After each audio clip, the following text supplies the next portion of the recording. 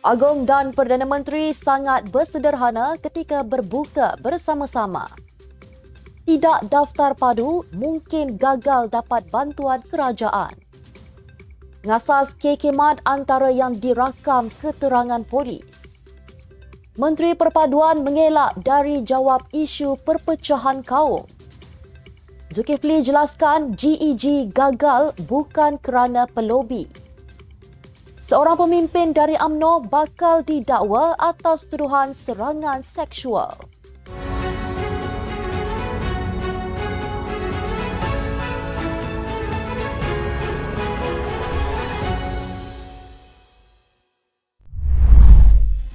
Bismillahirrahmanirrahim. Assalamualaikum warahmatullahi wabarakatuh. Salam Malaysia Madani. Bersama saya Mirakilah dalam Netstep News edisi petang 20 Mac 2024 bersamaan 9 Ramadan 1445 Hijrah.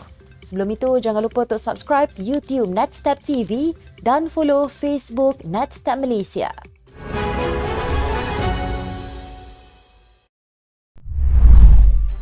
Satu foto Perdana Menteri Datuk Seri Anwar Ibrahim berbuka bersama Yang di-Pertuan Agong Sultan Ibrahim sambil duduk bersimpuh di lantai menuai perhatian ramai. Ia dianggap lambang terbaik yang menunjukkan hubungan akrab antara istana dengan pihak kerajaan. Foto itu ketika Sultan Ibrahim berkenan berbuka puasa bersama pemimpin kerajaan perpaduan serta perwakilan asing di Istana Negara malam kemarin. Turut dilihat kedua-dua timbalan Perdana Menteri, Datuk Seri Dr. Ahmad Zahid Hamidi dan Datuk Seri Fadilah Yusof. Dengan hanya beralaskan kain putih, santapan berbuka dimulakan dengan menjamah kurma dan air mineral sebelum Agong bersama pemimpin kerajaan perpaduan menunaikan solat maghrib. Kesederhanaan yang ditunjukkan dalam foto tersebut menarik perhatian ramai dengan ada yang menitip pesanan agar kerajaan terus menunjukkan contoh yang baik kepada rakyat. Individu yang belum mengemaskini maklumat dalam sistem pangkalan data utama PADU berkemungkinan tidak menerima bantuan dan subsidi kerajaan. Timbalan Menteri Ekonomi Datuk Hanifah Hajar Taib berkata, walaupun pendaftaran PADU ketika ini masih belum diwajibkan, namun ia digalakkan kepada semua rakyat Malaysia yang berusia 18 tahun ke atas. Bagaimanapun, kerajaan masih mempunyai alternatif lain yang boleh digunakan melalui pengintegrasian data pentadbiran daripada pelbagai agensi sektor awam. Jelas beliau, ia termasuk melalui kerajaan negeri dan tempatan serta agensi syarikat milik kerajaan dan syarikat pelaburan milik kerajaan yang terdapat dalam PADU bagi membentuk data yang komprehensif mengikut individu dan isi rumah.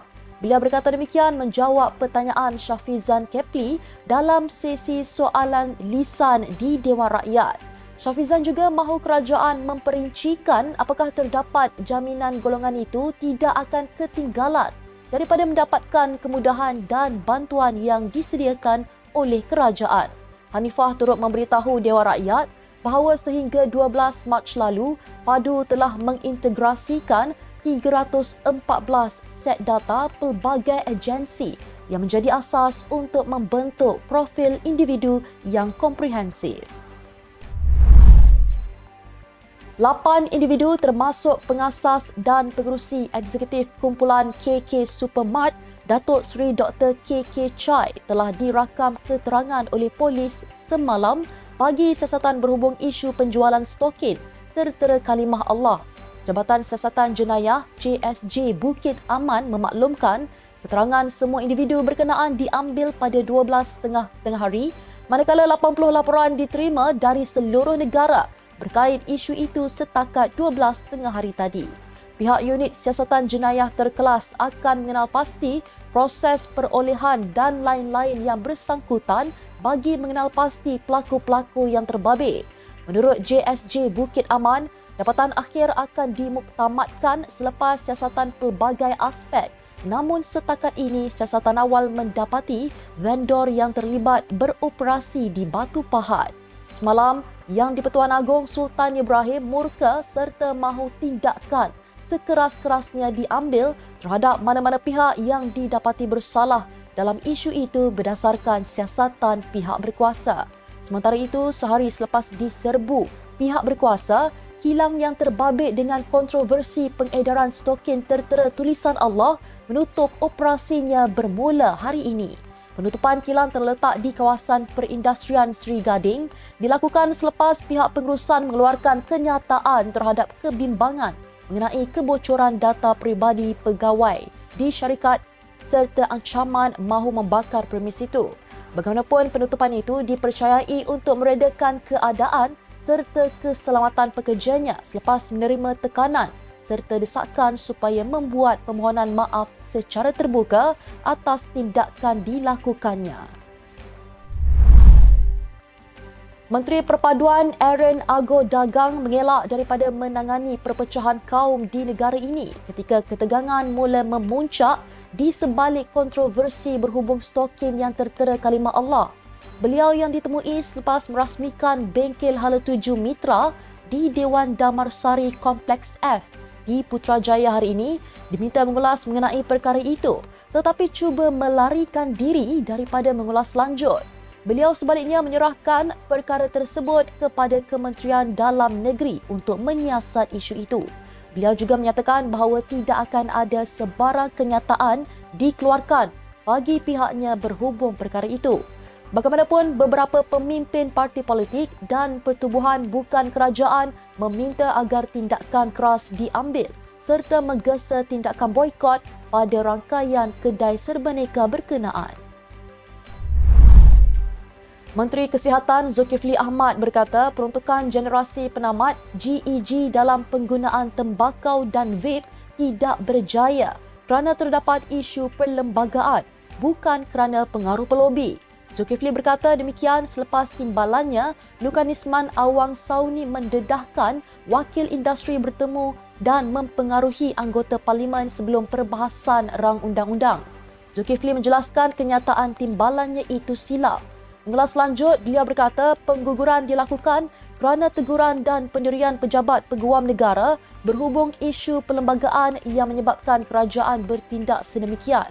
Terdahulu, kenyataan Lukanisman menimbulkan kebimbangan sebuah persatuan pengguna berpengaruh yang antaranya mahu tahu sejauh mana penyusupan dan pengaruh pelobi terhadap parlimen. Persatuan Pengguna Pulau Pinang CAP justru menggesa kerajaan menubuhkan Suruhanjaya Siasatan Diraja untuk menyiasat pengaruh pelobi industri tembakau dan vape dalam menghapuskan peruntukan generasi penamat daripada Undang-Undang Kawalan Produk Rokok. Seorang pemimpin yang dipercayai Ketua Pemuda UMNO Johor dijangka didakwa di mahkamah esok atas dakwaan melakukan serangan seksual terhadap beberapa remaja lelaki. Siasatan membongkarkan sekurang-kurangnya 6 remaja lelaki menjadi mangsa dalam kes itu. Semalam pada mulanya dilaporkan bahawa suspek telah ditahan pada Isnin selepas laporan polis dibuat yang menuduhnya melakukan serangan seksual terhadap seorang remaja lelaki. Polis kemudian memberitahu bahawa terdapat 2 mangsa, kedua-duanya kini berusia sekitar 15 tahun. Tambahan itu, 4 lagi remaja tampil membuat laporan polis mendakwa diliwat oleh ahli politik itu. Ketua Bahagian Siasatan Seksual, Wanita dan Kanak-kanak Bukit Aman, Siti Kamsiah Hassan mengesahkan ketika dihubungi hari ini.